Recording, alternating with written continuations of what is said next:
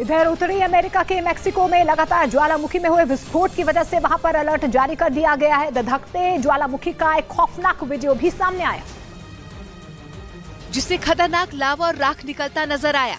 साथ ही पहाड़ की ऊंचाई से काले धुएं का गुबार भी उठता दिखाई दिया, जिसने आसपास के इलाकों को पूरी तरह से ढक दिया।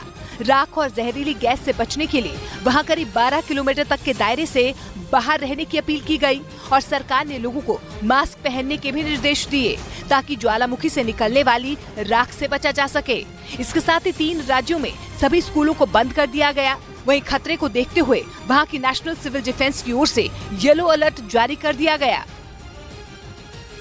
इधर गृह मंत्री अमित शाह ने ऐलान किया कि 28 मई को नए संसद भवन के उद्घाटन के बाद स्पीकर की कुर्सी के पास सेंगोल को रखा जाएगा। सेंगोल असल में एक राजदंड है जिसे दक्षिण भारत में राज करने वाले चोल साम्राज्य के दौरान सत्ता के हस्तांतरण की निशानी माना जाता था।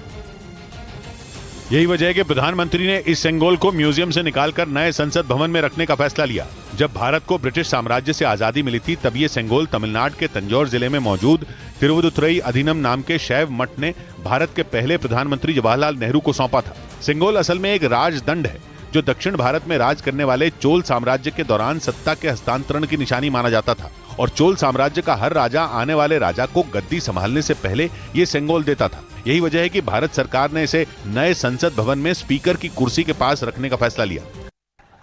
इधर उत्तराखंड के रुड़की में सरकार की जमीन से अतिक्रमण हटाने की कार्रवाई की गई है। नगर निगम के अधिकारी और बड़ी संख्या में पुलिस के जवान वहां पर पहुंचे और 21 अवैध दुकानों पर बुलडोजर चलाकर ध्वस्त कर दिया गया।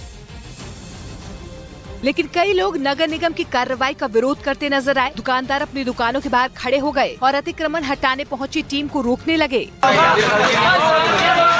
इस बीच कुछ लोग दस्तावेज दिखाकर भी नारेबाजी करते दिखाई दिए। कागजों में ये जमीन नगर निगम के नाम पे है। आरोप है कि लोगों ने नगर निगम की जमीन पर अवैध रूप से कब्जा कर वहां पर दुकानें बनाई थी, जिसके खिलाफ नगर निगम ने कोर्ट में अपील की और कोर्ट के आदेश के बाद एक कार्रवाई की गई। हालांकि दुकानदारों को नोटिस भी दिया गया था, लेकिन इसके बावजूद दुकानें नहीं हटाई गयी, जिस पर एक्शन लेते हुए उन दुकानों पर बुलडोजर चला दिया गया।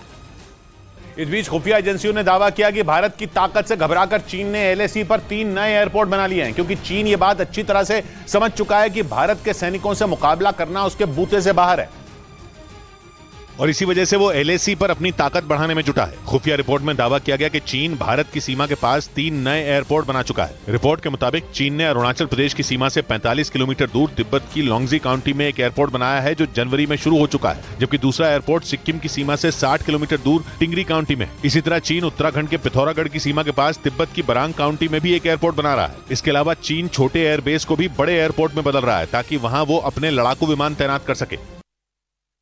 इधर इटली में आई बाढ़ से वहां पर भीषण तबाही का मंजर देखने को मिल रहा है, जिससे करीब 15 लोगों को अपनी जान गंवानी पड़ी है और 100 से ज्यादा शहर इसकी चपेट में आ चुके हैं। वहां से हेलीकॉप्टर के जरिए रिकॉर्ड किया गया एक वीडियो सामने आया।